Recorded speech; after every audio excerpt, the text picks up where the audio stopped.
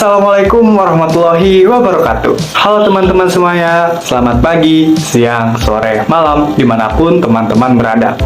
Teman-teman gimana nih kabarnya hari ini? Semoga dalam keadaan sehat dan selalu bahagia ya.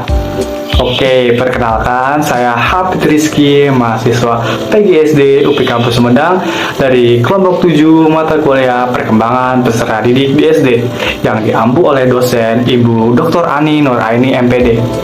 Nah, jadi dalam pertemuan kali ini kita akan membahas salah satu topik yang cukup menarik, yaitu mengenai perkembangan aspek moral pada peserta didik.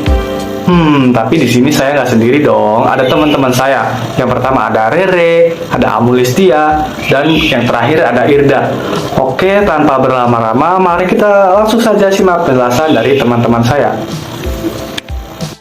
Halo teman-teman, dimanapun kalian berada, di sini saya bersama rekan-rekan saya akan menjelaskan mengenai perkembangan aspek moral pada peserta didik. Menarik gak ya buat dibahas? Pastinya menarik lah ya.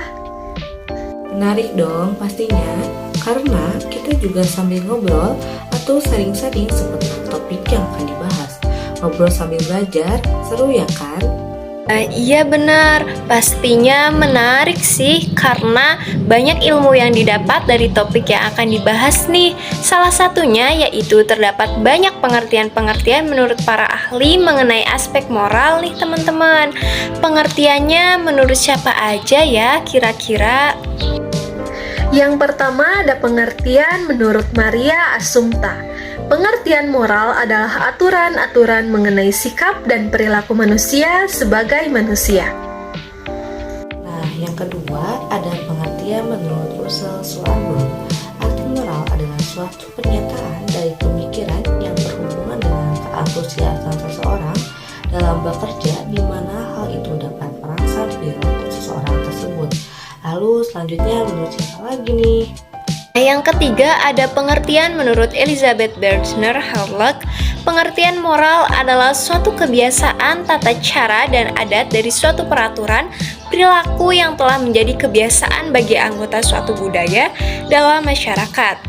Dari pengertian para ahli yang telah dijelaskan, dapat disimpulkan bahwa moral adalah seperangkat prinsip atau aturan yang menentukan perilaku manusia dalam hubungannya dengan orang lain dan lingkungan sekitarnya. Moral biasanya digunakan untuk mengukur kebaikan atau keburukan suatu tindakan atau keputusan dan seringkali dipandang sebagai panduan untuk bertindak secara benar atau salah. Dalam masyarakat, moral juga dapat dianggap sebagai nilai-nilai dan norma-norma yang diakui secara umum dan dipegang oleh sebagian besar orang untuk menjaga keseimbangan dan keharmonisan antara individu dan masyarakat secara keseluruhan. Oke, jadi itu pengertian moral menurut para ahli ya teman-teman. Selanjutnya ada pembahasan apa lagi nih selain pengertian aspek moral menurut para ahli? Selanjutnya ada faktor-faktor yang mempengaruhi perkembangan moral nih teman-teman. Wah, menarik tuh. Apa aja sih faktor-faktornya? Yang pertama ada faktor orang tua. Menurut psikoanalisis, moral dan nilai menyatu dalam konsep superego yang dibentuk melalui jalan internalisasi larangan-larangan atau perintah-perintah yang datang dari luar, khususnya orang tua, sehingga akhirnya terpancar dari dalam diri sendiri. Nah, selain ada faktor orang tua, yang kedua ada faktor lingkungan. Dalam hal ini, lingkungan sosial sangat berfungsi sebagai pendidik dan pembina. Oh, jadi itu teman-teman faktor yang mempengaruhi perkembangan moral peserta didik. Selanjutnya ada pembahasan apa lagi nih? Selanjutnya, ada pembahasan mengenai teori proses perkembangan moral menurut Piaget nih. Piaget mempercayai bahwa struktur kognitif dan kemampuan kognitif anak adalah dasar dari perkembangan moralnya. Nah, menurut Piaget juga perkembangan moral terjadi dalam 2 tahapan nih teman-teman. Yang pertama, tahap hieronomos, tahap moralitas otonomi atau moralitas oleh kerjasama atau hubungan timbal balik. Tahap ini terjadi pada usia anak-anak awal, yaitu sekitar usia 4 tahun hingga 7 tahun. Tahap yang kedua yaitu tahap autonomus. Moralitas otonom terjadi pada anak di atas 6 tahun atau pada masa pertengahan dan akhir pada usia 10 hingga 12 tahun. Anak-anak mulai tidak menggunakan dan mentaati aturan dari suara hati. Oh, jadi itu ya teori perkembangan menurut Piaget. Selain perkembangan menurut Piaget, selanjutnya ada perkembangan menurut siapa lagi nih? Selain perkembangan teori menurut Piaget, ada teori perkembangan menurut Kohlberg. Kohlberg berpandangan bahwa penalaran moral merupakan dasar dari perilaku etis, sehingga mempunyai 6 tahapan perkembangan yang dapat teridentifikasi. Sehingga ke-6 tahapan tersebut dikelompokkan ke dalam 3 tingkatan. Sehingga 3 tingkatan tersebut menurut Kohlberg, yang pertama yaitu tingkat konvensional atau menilai moralitas dari suatu tindakan berdasarkan konsekuensinya secara langsung. Pada tingkatan prekonvensional terdapat 2 tahapan. Kedua tahapan tersebut yaitu yang pertama tahap punishment and obedience orientation atau orientasi kepatuhan dan hukuman. Pada tahap ini secara umum anak-anak menganggap bahwa konsekuensi yang ditimbulkan dari suatu tindakan sangat menentukan baik dan buruknya perilaku atau tindakan yang dilakukan oleh seseorang tanpa melihat sisi manusianya.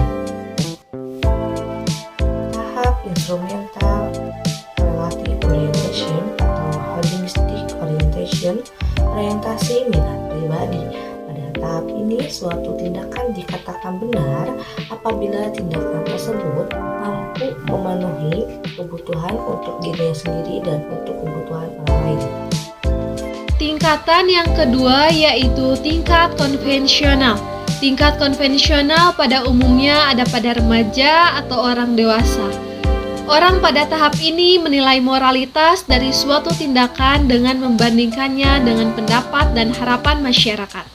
Pada tingkat konvensional terbagi menjadi 2 tahap. Yang pertama ada tahap interpersonal concordance orientation atau orientasi keserasian interpersonal dan konformitas. Pada tahap ini tindakan yang bermoral adalah tindakan yang menyenangkan, membantu, atau tindakan yang diakui dan diterima oleh orang lain.